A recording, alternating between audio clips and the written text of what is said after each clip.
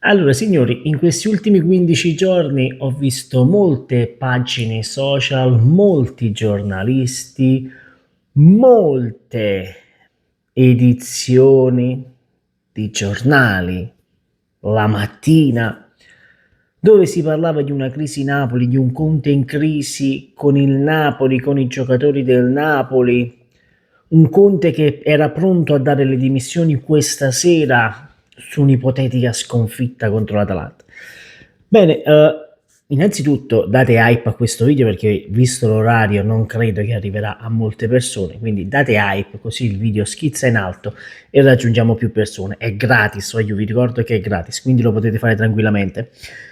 Il Napoli non chiudeva un primo tempo con 3 gol di scarto in Serie A dal 29-10-2022 contro il Sassuolo. Allora, cosa che a me fa veramente ridere, perché si è parlato, no? Si è parlato tantissimo, tantissimo di questo Antonio Conte che era pronto a lasciare Napoli subito perché l'ambiente Napoli non era sano per lui. Bene, un altro dato, ve lo cito, il Napoli è l'unica squadra a chiudere l'anno solare in casa senza sconfitte, l'unica nei top 5 campionati. Anno solare 2025, il Napoli ha solo vinto o ha solo pareggiato, mai perso. Questo dimostra che Antonio Conte ha fatto un lavoro straordinario e forse quella ramanzina che è stata fatta alla squadra, perché diciamo così è stata fatta alla squadra dopo la batosta contro il Bologna, perché stiamo parlando di batosta, e poi dovremmo anche dire che forse abbiamo anche sottovalutato un pochino il Bologna, forse io per primo nella griglia di partenza della Serie A, dove vi dissi secondo me il Bologna quest'anno farà molta fatica. Il Bologna fino alle ore 8:45 era primo in classifica. Oggi ha dato 3 gol all'Udinese in un modo così, giusto per taglierli 3 gol. Ma questa sera Conte stravolge, si stravolge, perché Conte va in campo con il 3-4-3, stravolge e si vede questa formazione diversa, ragazzi. Perché si vede? Perché finalmente si è visto un Napoli nel primo tempo che è stato sontuoso, questo possiamo dirlo tranquillamente, da parte di Lang e di Neres, ma anche di Højlund, che anche se non trova il gol, ragazzi, Højlund si è fatto un culo tanto questa sera e in effetti lo dice Antonio Conte vicino a Lelio Reali, che Lelio Reali dice qualcosa a Højlund e Conte si gira verso Lele e gli dice si sta facendo un culo così, lascialo stare. Ragazzi, sti grandissimi cazzi. Højlund ha fatto una partita veramente tanta roba. Gli è mancato solo il gol a Højlund. Attenzione perché esce per infortunio, sperando non sia un infortunio grave o serio o che debba stare fermo almeno 2 settimane.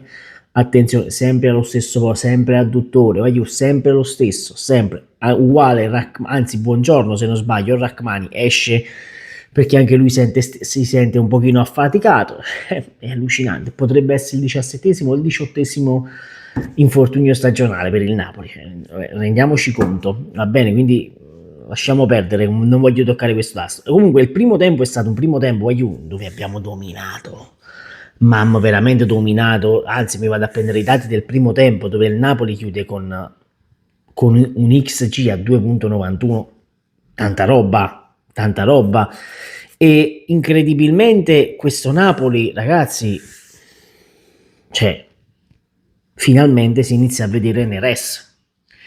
Quando io vi ho detto nei giorni scorsi Politano lasciamolo un pochino in panchina, è stanco, non ce la fa Politano, Neres messo nella posizione giusta a destra, non a sinistra, perché qui si ritorna a quello che io vi dicevo 2 o 3 anni fa e vi dissi Aiù, Neres deve giocare a destra, punto, non può essere preso per essere il nuovo Kvaratskhelia perché sono 2 giocatori completamente diversi.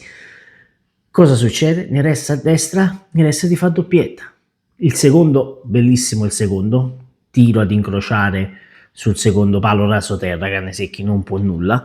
Ragazzi, qui si è visto un grande David Neres, si è visto un grande Napoli nel primo tempo. Poi vabbè, è normale, qualcuno ha detto però nel secondo tempo il Napoli è calato.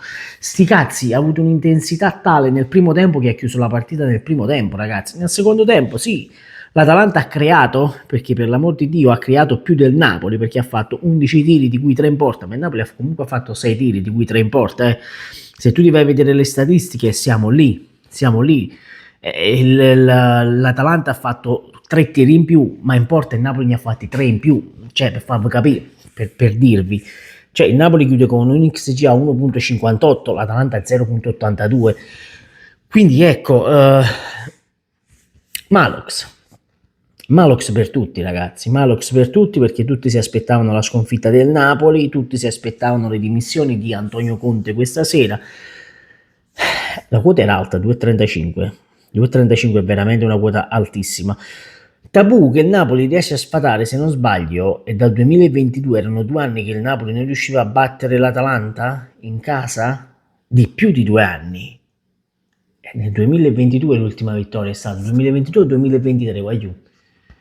2022 mi pare, o 2023, non mi ricordo.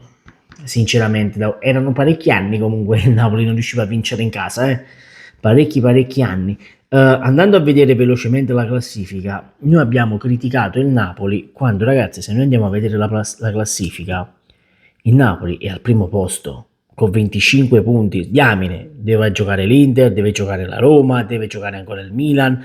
Per l'amor di Dio, per l'amor di Dio, questo è verissimo, quello che vi pare. Perché abbiamo criticato una squadra che potenzialmente sta al terzo posto a -2 dall'Inter e dalla Roma. Quindi diamine, diciamo che Napoli è una di quelle piazze dove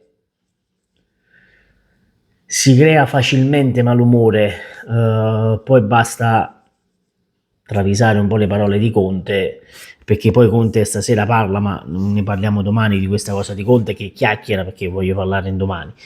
Giusto per dirvi qualcosa, lui dice siamo soddisfatti per la vittoria, il primo tempo abbiamo portato ritmi alti, potevamo fare anche meglio della gestione palla. Intanto Neves vince il player of the match, scusatemi, il player of the month è stato dato da Anghissà, se non sbaglio, prima della partita.